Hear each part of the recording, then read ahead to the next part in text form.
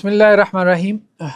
اصول تفسیر کا ہم مطالعہ کر رہے تھے، تو نیکسٹ جو ہمارا ٹاپک ہے وہ ہے قرآن مجید کی تفسیر کی جو صورتیں ہیں، جو اس کی کیفیات ہیں، ٹھیک ہے، یعنی اس کی جو صورتیں، تو یعنی تفسیر قرآن جو ہے اس کی کیا ٹائپس ہیں آپ کہہ لیں، ٹھیک ہے، تو وہ ہم اس میں انشاءاللہ سے ڈسکس کریں گے۔ تو دو صورتیں اس کی معروف، دو ٹائپس معروف ہیں تفسیر کی، ایک منقول اور دوسری اجتہادی تفسیر۔ منقول یا معصور، تفسیر بالمعصور بھی اس کو کہہ دیتے ہیں، تفسیر بالمنقول جو نقل سے، روایت سے، یا تفسیر بالروایہ بھی کہہ دیتے ہیں، اور دوسری جو اجتہادی تفسیر ہے یا تفسیر بالرائے بھی اس کو کہہ دیتے ہیں، ٹھیک ہے۔ تو سب سے پہلے جو ہے وہ منقول تفسیر کو انہوں نے موضوع بحث بنایا، تو انہوں نے کہا جو منقول تفسیر ہے نا، یہ بھی دو قسموں پر ہے مزید۔ ایک وہ کہ جس میں اجتہاد کی گنجائش نہیں، اور دوسری وہ کہ جس میں اجتہاد ہوگا یا اس میں آلریڈی اجتہاد موجود ہے۔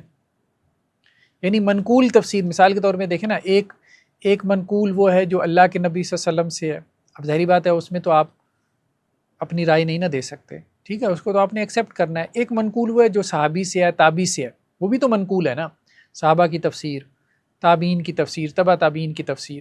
اب یہ جو منقول ہے نا، اس میں پھر آگے دو قسمیں ہیں، ایک وہ ہے جس میں اجتہاد کی گنجائش نہیں، ایک وہ ہے جس میں اجتہاد کی گنجائش ہے، یعنی ایک وہ ہے کہ جس میں مفسر کو چاہیے کہ سلف کی تفسیر کو ایکسیپٹ کرے، قبول کرے، اور دوسری وہ ہے کہ جس میں انہوں نے خود اجتہاد کیا ہوا ہے، تو ان کے اجتہاد سے تو اختلاف کر سکتا ہے نا۔ تو یہ بات کر رہے ہیں۔ تو پہلی قسم جس میں اجتہاد کی گنجائش نہیں، تو اس کو وہ نام دے رہے ہیں منقول بحت، یعنی منقول محض، نقل محض، یعنی ایسی تفسیر جو محض منقول ہے۔ دوسری وہ کہ جس میں اجتہاد جائز ہے، تو اس سے مراد منقول نسبی، یعنی ریلیٹیولی یہ منقول ہے، چونکہ صحابی سے آ گئی، تابعی سے آ گئی، تبع تابعی سے آ گئی، اس کی سند موجود ہے، اس لیے ہم اس کو منقول اور معصور کہہ رہے ہیں، ورنہ اپنی اصل میں وہ ان کی رائے ہوتی ہے جس سے اختلاف کی گنجائش ہوتی ہے، ٹھیک ہے، یہ بات کیا ہے۔ اب جو منقول تفسیر ہے وہ کس طرح ہم تک پہنچتی ہے؟ دو طریقوں سے، ایک تو زبانی کلامی، اورل ٹریڈیشن کے ذریعے، اور دوسری جو ہے وہ کتابت کے ذریعے، یعنی جو ریٹن ٹریڈیشن ہوتی ہے۔ تو جو زبانی کلامی پہنچتی ہے تو اس میں عام طور پہ حافظہ جو ہے وہ چلتا ہے، صحابی سے تابعی نے سنی، تابعی سے تبع تابعی نے سنی، اور اس نے آگے بیان کر دی، ٹھیک ہے۔ اور کتابت میں کیا ہوتا ہے کہ کوئی تابعی صحابی سے لکھ لیتا ہے تفسیر، یا تبع تابعی تابعی سے لکھ لیتا ہے، ٹھیک۔ تو اب وہ جو آپ کہہ لیں تفسیر ہوتی ہے یا تفسیر کا جو کتابچہ ہوتا ہے، تو اس سے پھر آگے لوگ نقل کر لیتے ہیں، یا اس کو صاحب کتاب سے پڑھ لیتے ہیں، یا وہ صاحب کتاب اپنی جو ہے وہ تفسیر کسی کو پکڑا دیتا ہے، دے دیتا ہے، یا وہ کسی کو وہ کہیں سے مل جاتی ہے۔ تو مستقل طور پہ جو تفاسیر لکھنے کا آغاز ہوا، تو یہ کہہ رہے ہیں کہ جی یہ تابعین کے زمانے میں ہوا، جبکہ صغار صحابہ کا دور تھا، مطلب چھوٹے صحابہ موجود تھے آپ علیہ السلام کے زمانے میں، جن کی عمر چھوٹی تھی، تو وہ اس وقت موجود تھے، اور ان کی موجودگی میں اصلاً تو وہ تابعین کا زمانہ تھا، تو یہ تفسیر کی کتابت کا آغاز ہوا۔ تو اس میں مجاہد بن جبر مکی سے جو ہے متوفہ 104 ہجری، انہوں نے اپنے استاذ عبداللہ ابن عباس رضی اللہ عنہ سے تفسیر لکھی، اور ان کی زندگی میں لکھی۔ پوری تفسیر نہیں ہوتی تھی، مطلب یہ ہے کہ وہ ایک آیت میں کسی لفظ کا ایک معنی بیان کر دیتے، تو یہ لکھ لیتے اپنے مصحف۔ آج کل کی تفسیر کے مفہوم میں وہ تفسیر نہیں تھی، ٹھیک ہے، مصحف پاس تھا، پڑھتے پڑھتے اچھا اس کا کیا معنی ہے، یہ ٹھیک ہے، وہ نوٹس لے لیے، حواشی لے لی، حواشی ٹائپ ہوتی تھی، تو امام مجاہد نے اپنے استاذ عبداللہ ابن عباس رضی اللہ عنہ سے جو ہے وہ تفصیل لکھی. اسی طرح ایک اور انہوں نے مثال دی عبد الملک بن مروان متوفہ 86. اس نے سعید بن جبیر جو تابعین میں سے تھے انہیں کہا کہ وہ ان کے لیے ایک تفصیل لکھے. تو سعید بن جبیر نے ایک تفصیل لکھ کے اس کی طرف بھیجی. ٹھیک ہے، تو یہ بھی ایک ہمیں مثال ملتی ہے. پھر وہ جو نسخہ تھا عطا بن دینار کو مل گیا، سعید بن جبیر کا وہ جو نسخہ تھا جو انہوں نے عبد الملک بن مروان کے لیے لکھا تھا تو وہ ان کو مل گیا اور انہوں نے پھر اس کو نقل کیا. اچھا یہ مطلب ایسے نہیں نقل کیا عطا بن دینار نے کہ انہوں نے سعید بن جبیر سے پڑھا ہو.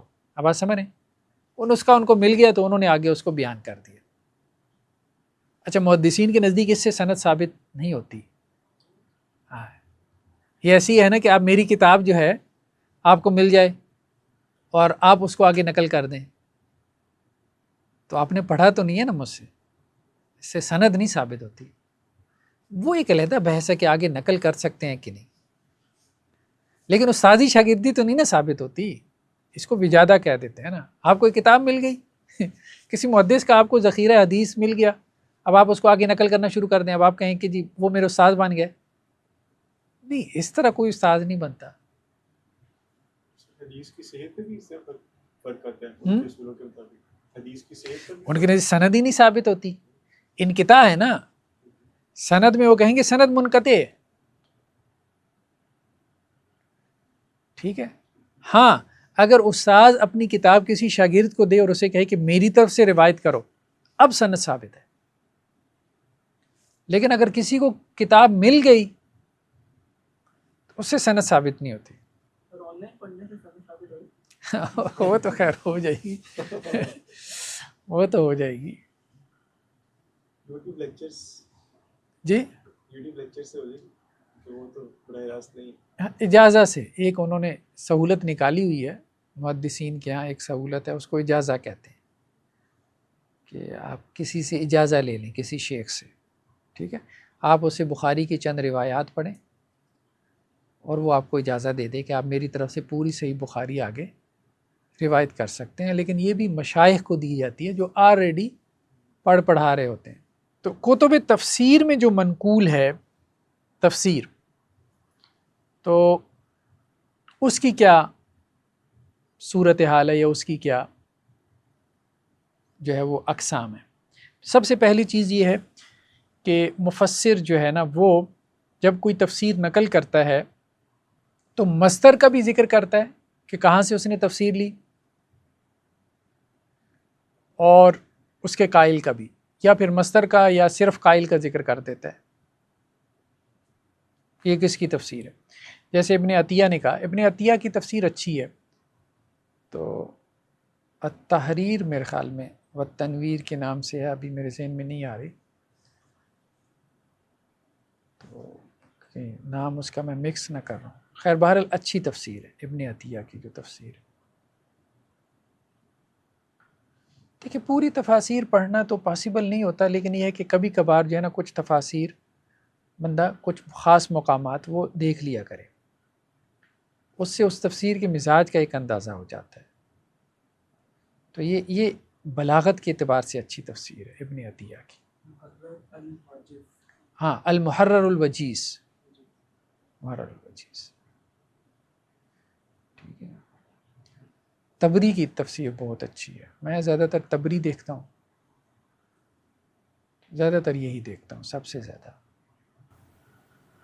جس سے تبری کی تفسیر ہے تو وہ اسناد اور حدیث جو بھی نقل ہوئی ہیں ان کا بھی آپ کیسے تعین کرتے ہیں کون سی صحیح ہے کون سی صحیح؟ اب تو تحقیقات آ گئی ہیں، شاملہ میں آپ کو مل جاتی ہے، تبری کی تحقیقات بھی آ گئی.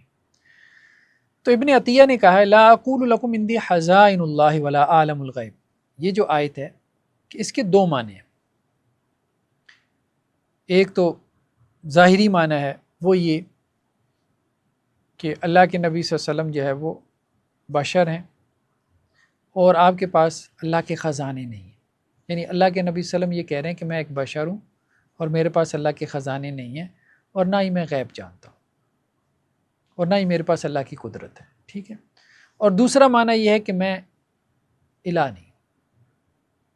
اب یہ اس کا ظاہری معنی نہیں ہے، مطلب ایک ماخوذ معنی ہے کہ میں معبود نہیں ہوں، یعنی یہ تو اختیارات معبود کے ہیں، یا میں نے کوئی جو ہے وہ معبود ہونے کا دعویٰ نہیں کیا، میں نے دعویٰ کیا ہے رسول ہونے کا، تو مجھ سے دلیل مانگو رسالت کی، مجھ سے جو ہے وہ ایسی باتیں نہ مانگو یا ایسے مطالبے نہ کرو جو معبود سے کیے جاتے ہیں، کیونکہ میں نے معبود ہونے کا دعویٰ نہیں کیا. تو یہاں بیسیکلی مقصود معبود ہونے کا انکار ہے. ٹھیک ہے، اور یہ نقطہ بہت اچھا ہے اگر اس پہ غور کیا جائے نا. تو کہتے ہیں وہذا ہوا قول الطبری، یہ طبری کی بات ہے. ٹھیک ہے، تو ہمارے ہاں ایک تو یہ ہے کہ جو منقول تفسیر ہوتی ہے تو اس میں جیسے طبری بھی یہی کام کرتے ہیں، عبداللہ ابن عباس کی یہ رائے، عبداللہ ابن مسعود کی، تو عام طور پہ یہی انداز ہے کہ جس کی رائے ہوتی ہے اس کی رائے کو جو ہے وہ بیان کر دیا جاتا ہے، کتاب کا نام لے کے یا قائل کا نام لے کے. ٹھیک ہے، اچھا یہ دیکھیں نا، یہ جو ابھی ہم نے اوپر بات کی عطا بن دینار کی کہ انہیں سعید بن جبیر کا نسخہ مل گیا تھا جو انہوں نے عبد الملک بن مروان کے لیے لکھا تھا. ٹھیک ہے، تو یہ اس پہ انہوں نے نا نیچے حاشیہ لگایا ہوا ہے کہ ابن ابی حاتم نے الجرح و تعدیل میں یہ بات کہی ہے کہ عطا بن دینار جو ہے یہ ثقہ راوی تھے. تو لیکن یہ جو تفسیر انہوں نے سعید بن جبیر سے نقل کی ہے نا، تو یہ انہوں نے سنی نہیں ہے سعید بن جبیر سے، اس سے سماعت ثابت نہیں ہوتی ان کی.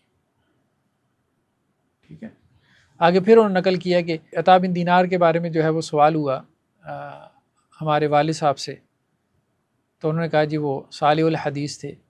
ہاں وہ جو تفسیر انہوں نے جو ہے وہ دیوان سے لے لی ہے نا، تو یہ طریقہ جو ہے نا وہ کوئی اتنا پسندیدہ نہیں ہے. ٹھیک ہے، انہوں نے مطلب اس کو پسند نہیں کیا. وہی واقعہ بیان کیا کہ عبد الملک بن مروان نے جو ہے وہ سعید بن جبیر کو لکھا تھا کہ ان کے لیے تفصیل لکھیں، تو سعید بن جبیر نے ان کے لیے تفصیل لکھ دی، تو وہ عطا بن دینار کو وہ کہیں سے مل گئی، تو اس نے پھر آگے سعید بن جبیر سے وہ روایت کرنا شروع کر دی. تو خیر بہرحال انہوں نے اس کو اتنا وہ پسند نہیں کیا کہ اس میں سماعت ثابت نہیں، وہ بات درمیان میں آ گئی. چلیں بہرحال دوسرا یہ ہے کہ مفسر جو ہے نا وہ تفسیر جو ہے وہ نقل تو کر دے یعنی کسی کے بہاف پہ، لیکن مصدر کا ذکر نہ کرے. جیسا کہ عام طور پہ مفسرین کہتے ہیں جی کتب تفسیر میں ہے، یا مفسرین نے کہا، ہم بھی کہہ دیتے ہیں مفسرین نے کہا ہے، محدثین نے کہا ہے، یا فقہاء نے کہا ہے، یا علماء نے کہا ہے. جیسے ابو حیان اندلسی جو ہے، ان کے البحر المحیط کے نام سے ہے غالباً جو تفسیر ہے، یہ بھی اچھی تفسیر ہے خاص طور پہ لغت کے اعتبار سے. یا مہون کے معنی میں انہوں نے کہا ہے کہ اس کا معنی ایک تو یہ ہے یترددون یا یتحیرون، متردد ہیں، حیران ہیں، یا یہ ہے کہ ہدایت سے بھٹکی ہوئی ہیں. ٹھیک ہے، یا یہ کہ وہ بس اپنا سر اٹھا کے جو ہے وہ چلی جا رہے ہیں اور دیکھ نہیں رہے. تو کہتے ہیں قال بعض المفسرین، بعض مفسرین نے کہا ہے کہ یہ جو آخری تفسیر ہے نا یہ زیادہ بہتر ہے، یہ زیادہ بہتر ہے. اس کی وجہ یہ ہے کہ وہ اپنی جو کفر میں کسی شک میں مبتلا نہیں تھے. وہ قرآن میں آتا ہے فی طغیان یعمہون، کہ اپنی سرکشی میں وہ بھٹکتے پھر رہے ہیں، متردد ہیں. تو ابو حیان اندلسی نے یہ بات کہی ہے کہ یہ جو متردد کا معنی ہے یہ درست نہیں معلوم ہوتا. کیوں؟ کیونکہ انہیں اپنے کفر میں کوئی تردد نہیں تھا. زیادہ بہتر یہ ہے کہ وہ دیکھنا ہی نہیں چاہتے تھے، جانتے بوجھتے اندھے بنے ہوئے تھے. یہ زیادہ بہتر تفسیر ہے. تو یہ بعض مفسرین نے کی ہے. تو وہ یہ اصل میں یہ بات کہہ رہے ہیں کہ بعض اوقات ہمارے ہاں یوں کر جاتے ہیں کہ جی نام کا ذکر نہیں کرتے، یا ہو سکتا ہے نام ان کے ذہن میں نہ رہو. بعض اوقات انسان مطالعہ کرتا ہے، نام ذہن میں نہیں رہ جاتا کس نے یہ بات کہی تھی، لیکن یہ ذہن میں ہوتا ہے کہ اچھا یار کہیں پڑھی ہے. تیسرا کیا ہے کہ بعض اوقات وہ تفسیر جو ہے نا وہ نقل کرتے ہیں، یعنی بعض اوقات تو یہ ہے کہ قائل کا ذکر کرتے ہیں، بعض اوقات قائل یعنی اس کے نام کا ذکر نہیں کرتے، لیکن یہ بتا دیتے ہیں بھائی یہ ہماری نہیں ہے۔ اور بعض اوقات جو ہے نا وہ یہ بھی نہیں بتاتے کہ جی یہ کسی نے کہا ہے، بس ایسی نقل کر جاتے ہیں، لیکن وہ ان کی اپنی نہیں ہوتی۔ اچھا یہ سلف میں بہت زیادہ ہے، آج کل ہم اس کو پلیجرزم کہتے ہیں، ٹھیک ہے، لیکن یہ بہت زیادہ ہے۔ امام سیوطی کو تو دیکھیں نا، ان کی کتابوں میں بہت زیادہ ہے۔ اب ان کی الاتقان اٹھا کے دیکھیں نا، تو انہوں نے اپنے سے پہلے وہ جو البرہان تھی امام زرکشی کی، پورے صفحے اٹھائے ہیں وہاں سے۔ تو یہ بہت زیادہ ہے سلف میں، اگرچہ یہ بات ٹھیک نہیں ہے میرے خیال میں۔ وجوہات کیا ہوتی تھیں واللہ عالم، بعض اوقات مختلف وجوہات بھی ہوتی تھیں۔ یہ جو عقیدے کی کتاب ہمارے یہاں پڑھائی جاتی ہے نا، شرح عقیدہ طحاویہ ابن ابی العز الحنفی کی، اس میں ابن قیم کی، ابن تیمیہ کی پوری صفحے چھاپے ہوئے ہیں، ان کا نام نہیں لیا ہوا۔ بعض لوگوں نے یہ بیان کیا ہے کہ جی اس زمانے میں چونکہ ابن تیمیہ ابن قیم کا حوالہ دینا یہ ایک گناہ سمجھا جاتا تھا اور ان کی کتابوں کو ڈسکریج کیا جاتا تھا، پڑھنے نہیں دیا جاتا تھا، تو بعض علماء پھر ایسا کرتے تھے کہ بھائی اب ان کے حوالے سے تعصب پیدا ہو گیا، ان کے نام کے بغیر ان کی رائے، اور یہ بات ہوتی ہے ویسے۔ اب جن لوگوں کے حوالے سے تعصب پیدا ہو جائے نا، آپ ان کے نام سے وہ رائے بیان کریں گے نا، لوگ ایکسیپٹ ہی نہیں کریں گے۔ اور اگر ان کے نام کے بغیر آپ بیان کر دیں تو ہو سکتا ہے آپ کے حوالے سے تعصب نہیں ہے تو لوگ اس کو قبول کر لیں، کیونکہ ہمارے ہاں میجورٹی تو جو ہے نا وہ نام پہلے دیکھتی ہے اور بعد میں غور کرتی ہے کہ کس نے یہ بات کہی ہے۔ تو یہ کہہ رہے ہیں کہ یہ ہمارے ہاں سلف میں یہ بات ہے کہ وہ تفسیر نقل کرتے ہیں اور اس کے مصدر کا ذکر نہیں کرتے، اس کے قائل کا ذکر بھی نہیں کرتے۔ جیسے طبری نے یہ بات نقل کی ہے، لَنُؤْثِرَكَ عَلَىٰ مَا جَاءَنَا مِنَ الْبَيِّنَاتِ وَالَّذِي فَطَرَنَا، کہ یہ واو جو ہے نا یہ قسمیہ بھی ہو سکتی ہے، ہرگز ہم تجھے ترجیح نہ دیں گے اس پر جو ہمارے پاس واضح دلائل آ چکے، قسم اس کی کہ جس نے ہمیں پیدا کیا، ہمارے خالق کی قسم۔ یہ واو قسمیہ بھی ہو سکتی ہے۔ تو یہ طبری نے یہ بات کہی ہے، حالانکہ یہ بات طبری سے پہلے جو ہے وہ فرا کہہ چکے تھے، متوفی 207 ہجری، اور وہ طبری کے مصادر میں سے بھی ہیں، یعنی طبری نے یہ بات کہی ہے اپنے مطلب گفتگو میں کہ یہ میرے مصادر میں سے۔ تو بعض اوقات یہ بھی ہوتا ہے کہ ایک مفسر، ایک مصنف اپنی کتاب کے شروع میں مقدمے میں بتا دیتا ہے کہ بھائی میں نے فلاں جگہ سے استفادہ کیا، اب ہر جگہ میں کیا بتاؤں تو ٹھیک ہے، اگر مقدمے میں تذکرہ کر دیا تو یہ بھی کافی ہے میرے خیال میں، یہ کوئی خیانت میں نہیں آتا۔ ایک دفعہ اس نے بتا دیا کہ جی فلاں مصادر میرے سامنے ہیں جن سے میں نے استفادہ کیا اس کتاب کی ترتیب میں، تالیف میں، تو کافی ہے۔ تو یہ تھی منقول تفسیر۔ دوسری کیا ہے؟ اجتہادی تفسیر۔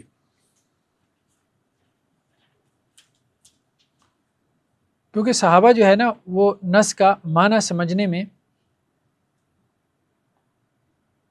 مطلب صحیح رائے تک بھی پہنچ جاتے تھے اور کبھی غلطی بھی کھا جاتے تھے، جیسا کہ یہاں پہ یہ واقعہ انہوں نے بیان کیا کہ عدی بن حاتم کا معاملہ ہے، صحیح مسلم کی روایت ہے کہ عدی بن حاتم جو ہے، جب یہ آیت نازل ہوئی حتیٰ یتبین لکم الخیط الابیض من الخیط الاسود من الفجر، یہ جو سحری کے وقت کے بارے میں سورہ بقرہ کی آیات ہیں کہ رمضان میں جو ہے وہ آپ سحری کس وقت تک کر سکتے ہیں، جب تک سفید دھاری سیاہ دھاری سے جدا نہ ہو جائے فجر کے وقت میں۔ تو افق میں وہ جو سفید روشنی پھیلتی ہے، پو پھٹنا جسے کہتے ہیں، وہ مراد تھی۔ تو عدی بن حاتم کہتے ہیں اللہ کے رسول میں نے اپنے تکیے کے نیچے جو ہے وہ 2 دھاگے رکھے یا 2 رسیاں رکھی، ایک سفید اور ایک سیاہ۔ تو اب میں نے کہا کہ جی صبح جب یعنی اندھیرا تھا نا، اب اتنی روشنی ہو جائے کہ سفید نظر آنا شروع ہو جائے اور سیاہ نظر نہ آئے، تو یہ گویا کہ فجر کا وقت ہے۔ تو اس پہ اللہ کے نبی صلی اللہ علیہ وسلم نے کہا کہ تیرا تکیہ بہت لمبا چوڑا ہے تو اس سے مراد جو ہے وہ رات اور دن کی سفیدی ہے، ٹھیک ہے، یعنی رات کی دھاری اور دن کی دھاری مراد ہے۔ تو صحابہ کو بھی کہنے کا مقصد ہے کہ غلطی لگ جاتی تھی۔ اسی طرح وراثت کی جو آیات ہیں، وَإِنْ كَانَ رَجُلٌ يُورَثُ كَلَالَةً، اور اگر فوت ہونے والا مرد ایسا ہے جو کہ کلالہ ہے یا عورت ایسی ہے جو کہ کلالہ ہے، تو اس کی وراثت کیسے تقسیم ہوگی؟ تو کلالہ سے کیا مراد ہے؟ تو حضرت ابو بکر کہتے ہیں کہ میں اگر اپنی رائے کا اظہار کروں کلالہ کے بارے میں تو وہ یہ ہے کہ کلالہ سے مراد وہ ہے کہ جس کی نہ اولاد ہے اور نہ اس کے والدین ہیں، لیکن یہ ہے کہ یہ رائے اگر صحیح ہے تو اللہ کی طرف سے ہے۔ تو حضرت ابوبکر نے خود واضح کر دیا۔ کہنے کا مقصد یہ ہے کہ صحابی اگر کوئی بات بیان کر رہے تو ضروری نہیں وہ منقول ہی ہو،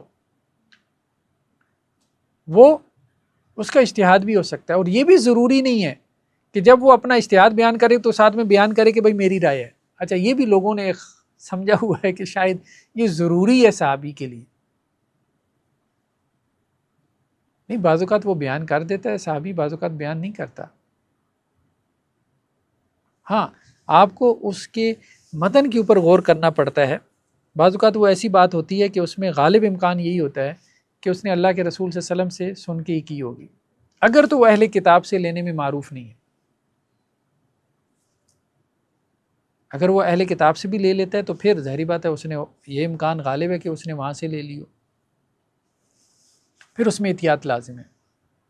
تو جب حضرت عمر کا زمانہ آیا، ان کا دور خلافت آیا، تو انہوں نے کہا کہ جی مجھے اللہ سے شرم محسوس ہوتی ہے کہ میں ابو بکر کی مخالفت کروں۔ تو اب مطلب وہی ہے کہ حضرت ابو بکر کی ان کی رائے کی، ٹھیک ہے، لیکن ہے رائے، یہ بات ہے، اصل بات یہ کہ یہ رائے ہے، یہ منقول نہیں ہے۔ سر کبھی ایسا بھی ہوتا ہے کہ صحابی نے نہیں بتایا کہ یہ میری اپنی رائے ہے، لیکن بعد میں ہمیں مطلب کہنا پڑا کہ یہ ان کی رائے ہے؟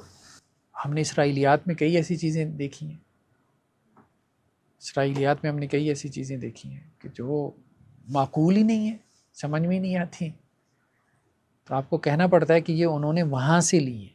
تابعین میں سے جو اپنی رائے کا اظہار کرتے تھے، سعید بن جبیر،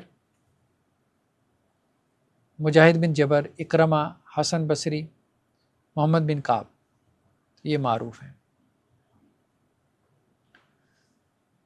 اب اس میں رائے کی مثالیں تابعین سے، تبع تابعین سے، تو ایک تو انہوں نے بیان کیا طبری سے،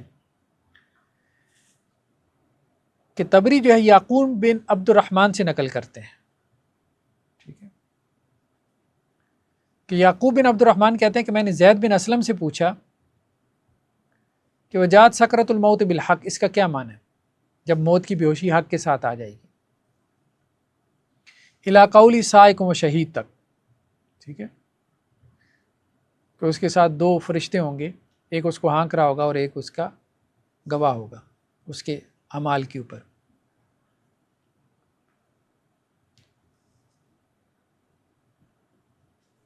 تو اب زید بن اسلم نے کہا کہ بھئی اس سے مراد جو ہے وہ اللہ کے رسول صلی اللہ علیہ وسلم ہے۔ تو یعقوب کہتے ہیں کہ میں نے زید بن اسلم سے کہا کہ اللہ کے رسول کیسے مراد ہو سکتے ہیں اس سے؟ اب ظاہری بات ہے، ظاہری الفاظ سے جو ہے وہ آپ کیسے مراد لے سکتے ہیں؟ ظاہری الفاظ تو یہی ہے نا کہ جب موت کی بے ہوشی حق کے ساتھ آ جائے گی، ذالک ما کنت منہ تحید، تو آگے اللہ تعالیٰ کیا کہہ رہے ہیں؟ یہ وہ وقت ہے جس سے تو ساری زندگی بھاگتا رہا، ٹھیک ہے۔ تو اب وہ زید بن اسلم نے کہا کہ جی اس سے مراد اللہ کے رسول ہیں، تو یعقوب کہتے ہیں میں نے کہا بھئی اللہ کے رسول کیسے ہو سکتے ہیں اس سے؟ وَنُفِخَ فِي الصُّورِ ذَلِكَ يَوْمُ الْوَعِيدِ، ٹھیک ہے، سور میں پھونکا جائے گا اور یہ وعید کا دن ہے، تو اللہ کے رسول کو کیا مطلب اللہ نے ڈرانا ہے اپنے رسول کو؟ تو اب زید بن اسلم نے آگے سے کہا کہ اللہ تعالیٰ تو اپنے رسول سے اس انداز میں اور بھی جگہ پہ خطاب کر چکا ہے، علم یجد کا یتیمن فآویٰ ووجدک ضالا فہدیٰ، آگے سے وہ آیت پڑھ دی۔ مطلب تمہیں اس کے اوپر ہو رہا ہے کہ جی یہ کیسا اسلوب ہے جو رسول کے لیے مناسب نہیں معلوم ہو رہا، تو وہاں پہ بھی تو دیکھو نا، وہاں تم نے رسول مراد لیا کہ نہیں لیا، ٹھیک ہے۔ اب اس پہ وہ یعقوب کہتے ہیں مجھے اطمینان نہیں ہوا، تو میں ایک اور کے پاس چلا گیا، صالح بن کیسان کے پاس، تو میں نے اسے کہا کہ آپ مجھے بتائیں ان آیات کا کیا مطلب ہے، وجات سکرۃ الموت بالحق، یعنی اس میں کون مراد ہے، کس کی بات ہو رہی ہے؟ انہوں نے کہا پہلے یہ بتاؤ کسی اور سے پوچھا ہے؟ میں نے کہا جی زید بن اسلم سے پوچھا ہے۔ تو انہوں نے کہا کیا تفسیر کی اس نے؟ میں نے کہا نہیں، پہلے آپ بتائیں آپ کیا کرتے ہیں؟ پھر میں بتاؤں گا کہ انہوں نے کیا کہا. انہوں نے کہا نہیں میں تو پہلے نہیں بتاؤں گا, پہلے تو یہ بتا کہ زید بن اسلم نے کیا بتایا. انہوں نے کہا جی وہ تو یہ کہتے ہیں جی اللہ کے رسول ہے. صالح بن کیسان نے کہا کہ زید کو کیا پتا, ٹھیک ہے, اس کی تو نہ زبان فصیح ہے نہ اسے جو ہے وہ عرب کے کلام کی کوئی معرفت حاصل ہے, اس سے مراد کافر ہے. یہاں کافر کی بات ہو رہی ہے, ڈرانے کا دھمکانے کا انداز ہے نا, انذار کا انداز. وہ کہتے ہیں اچھا میں تو اب ایک طرف اللہ کے رسول دوسری طرف کافر, میں تو یہ اتنا جو ہے وہ دو ایکسٹریمز. کہتا ہے میں ایک تیسرے کے پاس چلا گیا, حسین بن عبداللہ بن عبید اللہ بن عباس, یعنی عبداللہ بن عباس کے بھائی تھے نا عبید اللہ, ان کے پوتے حسین بن عبداللہ. تو انہوں نے بھی پوچھا بھائی پہلے کس سے پوچھا؟ میں نے کہا جی صالح سے. کہنے لگے پہلے یہ بتاؤ اس نے کیا تفسیر کی ہے, پھر میں تمہیں اپنی بتاؤں گا. تو میں نے بتا دیا جی زید بن اسلم یہ کہتے ہیں, صالح بن کیسان یہ کہتے ہیں. تو انہوں نے کہا نہیں وہ دونوں ہی غلط کہتے ہیں, اس سے مراد نہ اللہ کے رسول ہیں نہ اس سے مراد جو ہے وہ کافر ہے, اس سے مراد جو ہے وہ فاسق و فاجر انسان ہے. اب یہ بات کیا یہ کہنا چاہ رہے ہیں کہ دیکھیں بات یہ ہے کہ ایک ہی طبقے کے اندر 3 تفسیریں موجود ہیں. تو اس کا مطلب یہ ہے کہ سلف جو ہے وہ تفسیر بالرائے کرتے تھے, اور نہ صرف جو ہے وہ تفسیر بالرائے کرتے تھے بلکہ ایک دوسرے کی رائے کا رد بھی کرتے تھے, ٹکا کے رد کرتے تھے. تو اس لیے جب وہ ایک دوسرے کی تفسیر کو چھوڑ سکتے ہیں تو آپ بھی چھوڑ سکتے ہیں, یعنی ان کی تفسیر بالرائے حجت نہیں ہے. ایک اور جو ہے وہ انہوں نے واقعہ بیان کیا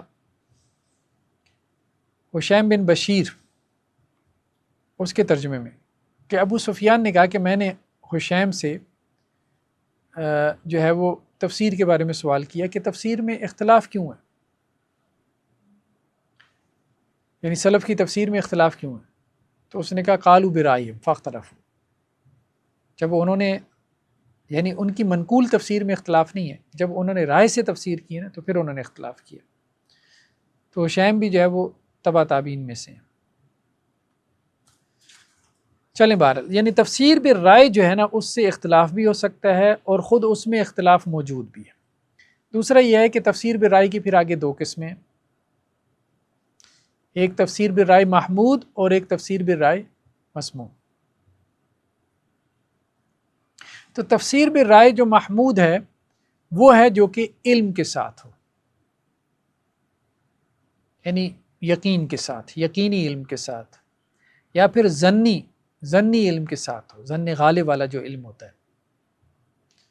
تو یہ سلف صالحین میں بھی تھی اور بعد میں بھی اس کا جواز ہے. تفسیر بالرائے محمود یعنی جو علمی بنیادوں پر ہو, اور تفسیر بالرائے مذموم کون سی ہے؟ جو خواہش نفس کے تحت ہو, ہوائے نفس کے تحت ہو, جہالت کے سبب سے ہو. دیکھیں جہالت تو خیر آپ کہہ سکتے ہیں کہ ایک بندہ جاہل ہے, اس نے علوم نہیں پڑھے, وہ تو ایک ایسی چیز ہے جو میئریبل ہے. لیکن ہوائے نفس وغیرہ نا یہ چیزیں اتنی میئریبل نہیں ہیں. یہ ہمارے عام طور پہ ہر دوسرے کو ٹیگ لگا دیا جاتا ہے جی وہ اپنی خواہش نفس سے کر رہا ہے. اس چیز کا تعلق نیت سے ہے, اللہ یہ کہ کوئی بہت ہی زیادہ جو ہے وہ اپنی ہوائے نفس کا اتنا پجاری ہو جائے کہ ہر بندہ ہی کہنا شروع ہو جائے کہ نفس کا پجاری ہے. تو یہ جو رائے ہے نا, یعنی تفسیر بالرائے جو مذموم ہے, جو بغیر علم کی ہے, تو یہ گناہ کبیرہ ہے. یہ قرآن میں بھی آتا ہے نا کہ اللہ تعالیٰ نے کن چیزوں کو حرام قرار دیا, انما حرم ربی الفواحش, فواحش حرام ہے, ما ظہر منہا وما بطن, ظاہری ہوں یا پوشیدہ ہوں, والاسم اور گناہ کے کام حرام ہے, والبغی بغیر الحق اور ناحق ظلم حرام ہے, زیادتی حرام ہے, وان تشرکوا باللہ اور شرک یہ حرام ہے, عالم ینزل بھی سلطانہ جس کی اللہ تعالیٰ نے دلیل نہیں اتاری, وان تقولوا علی اللہ ما لا تعلمون اللہ کے بارے میں ایسی بات کرو جو تم نہیں جانتے, یہ بھی حرام ہے. ٹھیک ہے, تو یہ ان تقولوا علی اللہ ما لا تعلمون کی تحت لا رہے ہیں نا کہ بغیر علم کے قرآن مجید کی تفسیر کرنا. تو یہ بات ٹھیک ہے. علم کی کمی کے باعث کر رہے ہیں تب بھی حرام ہے. ہاں اس کا احساس ہونا چاہیے کہ میں ہاں علم کی کمی کے باعث بھی نہیں کرنی چاہیے. ظاہری بات جس چیز کا علم نہیں ہے تو اس بارے میں خاموش رہے. پورٹل جو کافی تھیوری ہاں بس ایسا ہی ہے لوگ. بغیر علم کے جو ہے نا وہ تفسیر کرتے ہیں، حالانکہ آگے آ رہا ہے سلف بہت محتاط ہوتے تھے۔ سنن ترمذی کی روایت ہے جندب بن عبداللہ سے کہ اللہ کے نبی صلی اللہ علیہ وسلم فرمایا کہ جس نے قرآن میں اپنی رائے سے کوئی بات کہی، پھر اس نے صحیح بات بھی کر دی، پھر بھی اس نے خطا کھائی، کیونکہ اس کا منہج غلط تھا، طریقہ کار غلط تھا۔ یعنی بغیر علم کے اگر وہ صحیح بات بھی کر جائے قرآن کی تفسیر میں تو پھر بھی ہم اس کو خطا کار کہیں گے۔ جیسے کوئی عطائی جو ہے کسی کو ٹوٹکا لگا کے اس کا علاج صحیح بھی کر دے تو پھر بھی قانون کہے گا بھائی کام غلط ہے، مطلب تمہیں الاؤ ہی نہیں تھا۔ یہ سر یہاں پہ وہ بات کر رہے ہیں کہ جس کو علم نہیں ہے اس کی بات کر رہے ہیں، اس کی بات کر، جو با علم شخص ہے اس کی رائے کی بات نہیں کر رہے۔ اس کی رائے جو علم کے ساتھ اپنی رائے کا اظہار کرے، اس سے غلطی ہو بھی جائے، جیسے ڈاکٹر سے غلطی ہو جاتی ہے تو اس کو قانون نہیں پکڑتا، ٹھیک ہے۔ ہاں، جو بغیر علم کے جو ہے وہ کرے گا اس کو قانون پکڑے گا، یہ بات ہو رہی ہے۔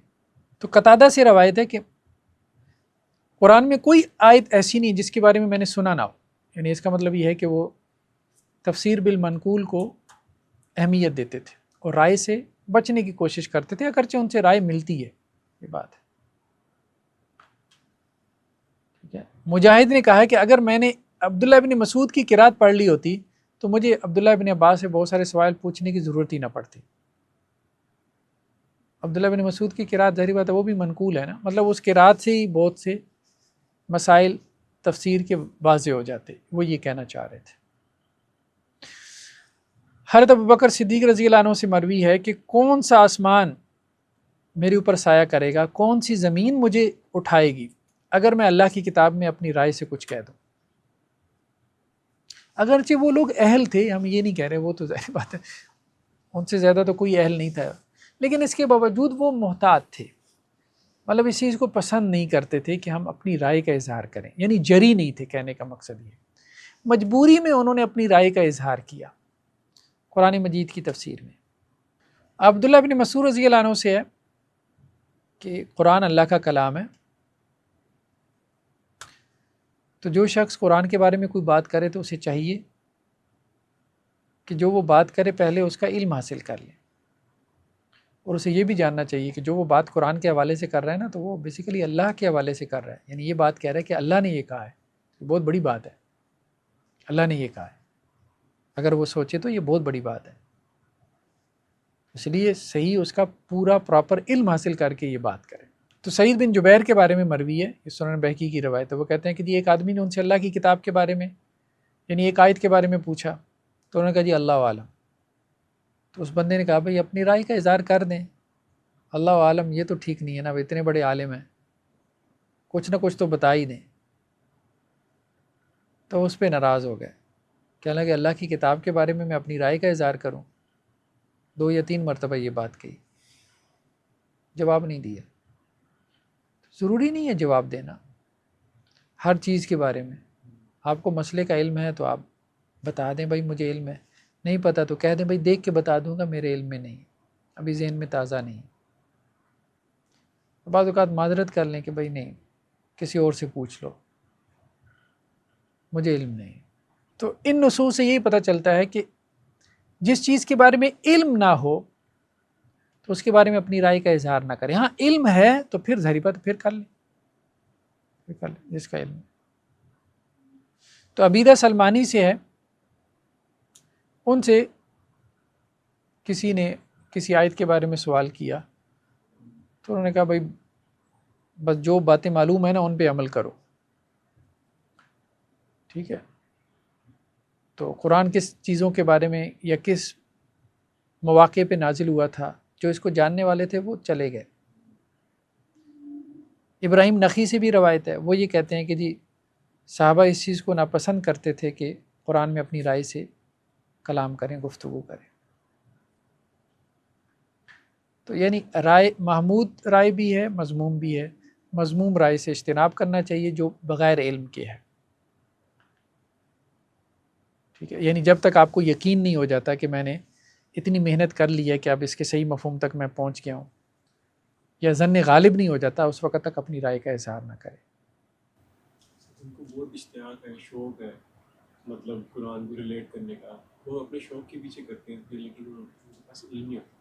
ان کو چاہیے کہ جو بھی انہوں نے تھیوری وغیرہ بنائی ایک بار عالم کے ساتھ بیٹھ کے ڈسکس کریں، ایسے ہی سمجھ لیں. نہیں، اس سے پہلے جو ہے نا اصول کا علم حاصل کریں، میں تو یہ کہوں گا. ٹھیک ہے، اگر آپ نے قرآن مجید کی تفسیر کرنی ہے آپ کریں، کسی نے آپ کو روکا تو نہیں ہے نا.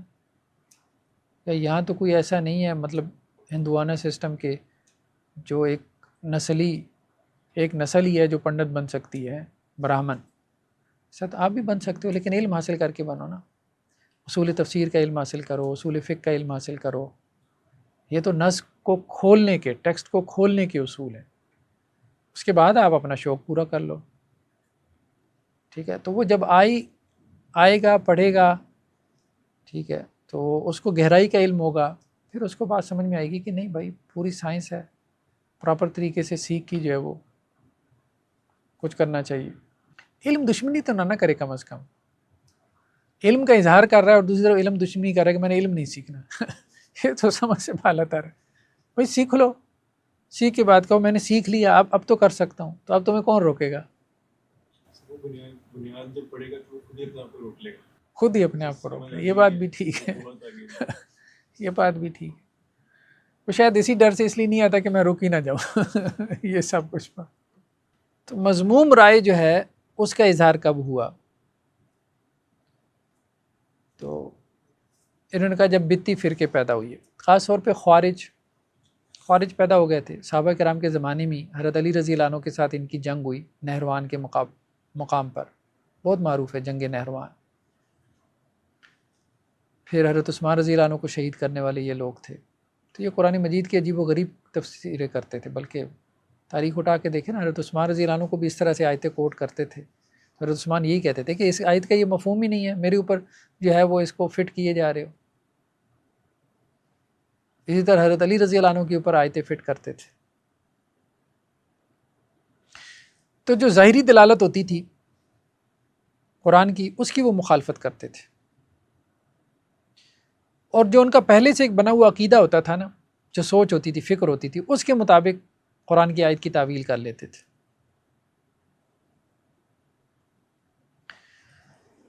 تو ابراہیم تیمی سے روایت ہے کہ ایک دن حضرت عمر رضی اللہ عنہ اکیلے میں بیٹھے تھے تو اپنے آپ سے گفتگو کر رہے تھے، یعنی خود کلامی. تو حضرت عبداللہ بن عباس کو انہوں نے بلوا بھیجا اور ان سے پوچھا کہ آپ مجھے بتائیں کہ اس امت میں اختلاف کیسے پیدا ہوگا؟ ہمارا نبی ایک ہے، قبلہ ایک ہے، قرآن ایک ہے. حضرت عبداللہ بن عباس نے کہا کہ قرآن جن کے بارے میں نازل ہوا وہ دنیا سے چلے جائیں گے، یعنی جو اس کو سمجھنے والے ہیں صحابہ. پھر وہ قوم آئے گی جو صرف قرآن پڑھے گی لیکن اسے اس کے کنٹیکسٹ کا پتہ نہیں ہوگا، یعنی شان نزول کا، سبب نزول کا، کہ یہ قرآن کہاں، کس موقع پہ، کیوں، کس وجہ سے نازل ہوا. تو وہ لوگ اختلاف کریں گے، یعنی بعد میں آنے والے.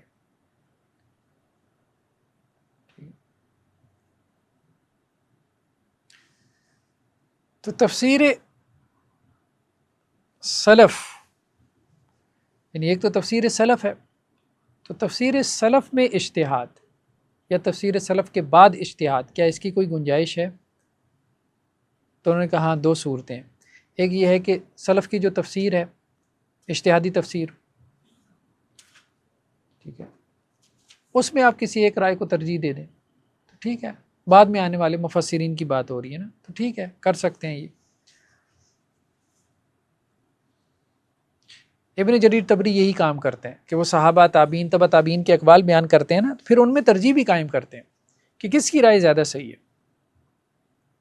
بلکہ انہوں نے اپنا منہج ہی یہی بیان کیا ابن جریر طبری نے. دوسرا یہ ہے کہ سلف کی جو تفسیر بھی رائے ہے آپ اس کو چھوڑ دیں اور آپ ایک نیا قول لیں. اس کی گنجائش ہے، اس کی بھی گنجائش ہے. یا یہ کہ ایک تفسیر سلف سے منقول ہی نہیں ہے اور آپ وہ تفسیر بیان کر دیں، اس کی گنجائش ہے، تو اس کی بھی گنجائش ہے. یہ تین صورتیں ہو گئیں. صاحب کتاب نے تو یہ صرف یہ صورت رکھی ہے نا کہ سلف سے ایک تفسیر منقول نہیں ہے، تو آپ وہ تفسیر کر سکتے ہیں.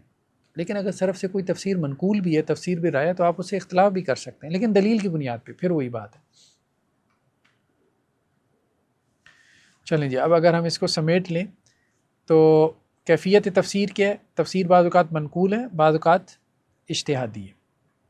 اور جو منقول تفسیر ہے اس میں پہلی قسم وہ ہے کہ جس میں اجتہاد کی گنجائش نہیں، جیسے تفسیر نبوی ہے. دوسری قسم وہ ہے جو منقول تو ہے لیکن اس میں اجتہاد کی گنجائش ہے. ٹھیک ہے. پھر جو منقول تفسیر ہے وہ منقول کیسے ہوئی؟ بعض اوقات جو ہے وہ زبانی منقول ہے اور بعض اوقات کتابی صورت میں. تو جو اجتہادی تفسیر ہے اس کی دو قسمیں، تفسیر بالرائے محمود اور تفسیر بالرائے مذموم. تفسیر بالرائے محمود وہ ہے جو کہ علم کی بنیاد پر ہو، اور تفسیر بالرائے مذموم وہ ہے جو کہ لا علمی اور خواہش نفس کی بنیاد پر ہو. اور جو سلف کی اجتہادی تفسیر ہے اس میں ترجیح قائم کر سکتے ہیں، قائم کر سکتے ہیں.